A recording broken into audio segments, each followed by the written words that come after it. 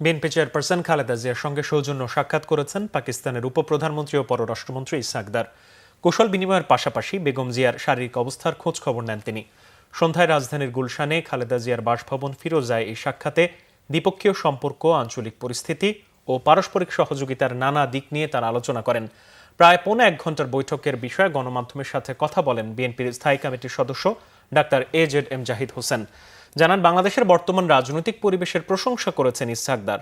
দুদেশের সম্পর্ক স্বাভাবিক করার বিষয়ে আলোচনা হলেও চলমান রাজনৈতিক বিষয় নিয়ে কোনো আলাপ হয়নি বলেও জানান ডাক্তার জাহিদ।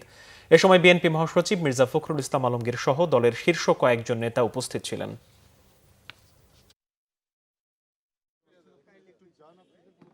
সার্কের ব্যাপারে ওনারাও যেমন বলেছেন, ম্যাডামও সার্কের স্মৃতি রোমন্থন করেছেন।